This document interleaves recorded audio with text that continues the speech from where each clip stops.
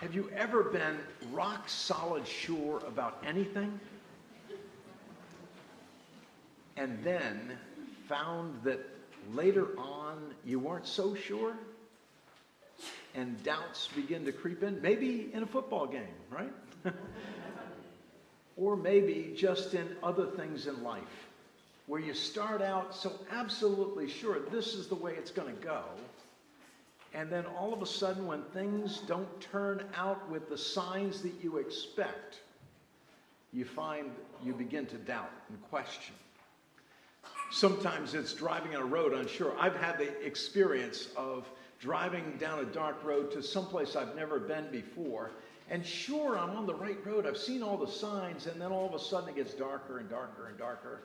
It starts raining, and I'm going down the road, and I'm not sure anymore that I haven't missed a turn, right? It happens to almost everybody at some point or other. It might be a relationship you've got, or it might be a new job that you've got, or a sickness that when it starts out you think, I can kill this off, I can take care of this, I will be better, and then it goes on. And when you think you're supposed to be getting better, you're not. And all of a sudden you start to doubt, will I ever feel that same way again? All these things are part of life. Some days we just demand, we've got to have a glimmer of hope, a sign that things are going to be the way we imagined that they could be. And that's exactly what is going on with John the Baptist. John the Baptist, who baptized Jesus, who said, look, this is the one. This is the one in whom I absolutely know. God is telling me this is. He's the one who pointed the way.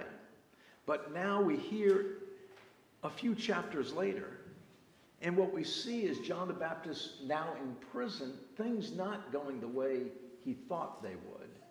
And he hears things about the Messiah, the one who he proclaimed is the one. And he says, that is not what I thought was going to happen. And so he sends some of his followers to go ask Jesus, hey, are you really the one? It sounds so out of character with the first proclamation that we heard, and yet it's actually something we all experience. And John the Baptist shows us the highs and the lows of what it might mean to be in faith. He's not so sure. And our faith can be the same way. What once burned hot, some days will run cold, depending on the circumstances in which we find ourselves. Some days, all the excitement and the absolute rock-solid assurance that we had to begin with, we experienced God in the fullness and in all the power, and we thought, this is definitely for me. And John the Baptist's question becomes our question, becomes the right question to ask. Are you the one, really, the one I was so sure of? Or should I be looking for another? I need a sign. Well, when he asked Jesus the question, as you heard the answer, Fred Buechner, a favorite Presbyterian of mine, says that Jesus answers like this. You tell John, people are selling their seeing eye dogs, and they're taking up bird watching. Others have traded in their aluminum walkers for hiking boots. Look around, see the signs. They're all around you. You have to look and see. God's kingdom is very near. And he quotes Isaiah as a way to say, these are the signs you should have been looking for all along. The blind will see, the deaf will hear, the poor will hear good news. Those signs are not what John the Baptist was expecting. And yet, he says, this is what you need to look for, not what you imagined. I mean, remember last week when we heard from John the Baptist? John the Baptist stood there and said, the chaff will be burned. And here it looks like, as he thinks about what Jesus is doing, he says, Jesus is collecting all the chaff, and he's taking them out to dinner. That's not at all what I expected would happen. Jesus says, God will work, but not always the way you think God works. In fact, usually he's reversing what you expect and putting the top on the bottom and the bottom on the top in a way that says, this is a sign. I'm here for everyone. The lame will walk, the hungry will be fed. These are the signs of the kingdom that is coming. There's an author named Barbara Batocci tells a story about herself. She was searching for the perfect birthday card for her husband, and she came across a very promising one. On the outside it read, "Sweetheart, you're the answer to my prayers." On the inside it said, "You're not exactly what I prayed for, but apparently you're the answer." And that's exactly what's happening to John the Baptist. He had this imagination of what the kingdom would look like, and now it's turned upside down, and he's saying, is this really the one? Is this what it's supposed to look like? There are days like with John the Baptist where we all need a sign, a reassurance. John the Baptist, of all people, should have been the least likely to need a sign. He's the one who saw the dove come down, the Spirit circle around and say, "This is my son, my beloved," right? Listen to him. But like John, and like the wife in Bertocci's story, it's not always the signs that I expect. But God's ways are not our ways, it says somewhere in that book we use, right? And the question is, can I recognize good news when it happens? There was a meme on Facebook last week that some of our choir members and my wife got kind of excited about. There was a priest somewhere. I looked up his Facebook thing, and he says, I'm a former priest, a champion of disappointments and discouragement. And he made a meme that said, you know the song, "Mary, Did You Know?" Right? We sing it all the time, and we'll sing it next week, okay, over in the church. And it says, "Mary, did you know?" And this priest goes on to say, yes, she knew.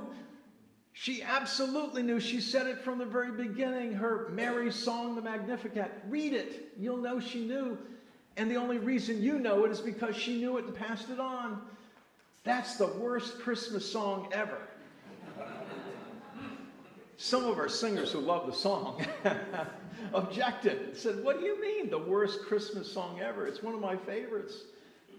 And I had to agree with the singers more than the priest. Because the Bible, if nothing else, is realistic.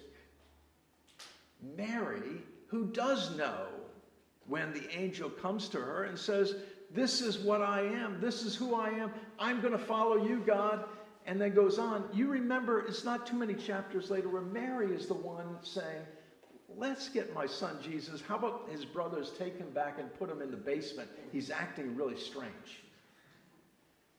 Because even those closest to Jesus, when things don't look the way they expect, will find those doubts creeping in, and they will not be sure of what they thought they were sure of before.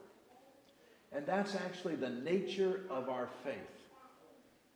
Really strong and rock solid on the days where we really need it. But other days where things are not going well, we have to have a sign. We have to have some reason to keep moving forward, because sometimes we just strictly do it because we think we should. And that's actually so helpful to me, and I think to most everybody, that there are days where I need that sign.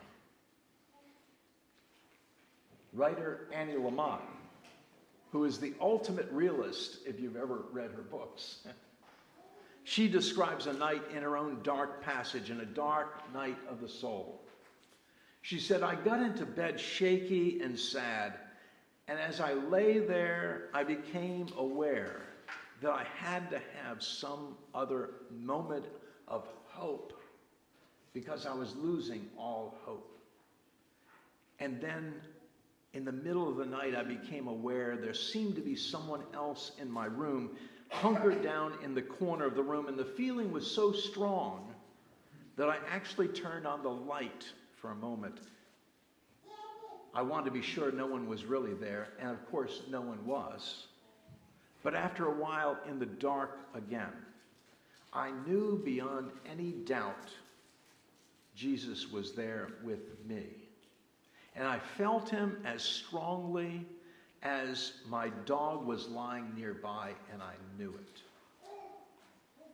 I just felt him sitting there in the corner of my sleeping loft, watching me with patience and love. And it was that moment that allowed me to continue the next day and move forward. It was a sign she needed. It was not a solution to her problems. It was not some warrior coming to take care of all of her enemies and difficulties. It was simply a sign that God was with her. And she knew in the moment of her deepest, darkest fear that God would be with her no matter what, when all the signs said otherwise. And that is what Advent is for us. Learning to trust, learning to know that Emmanuel means God will be with us all the time.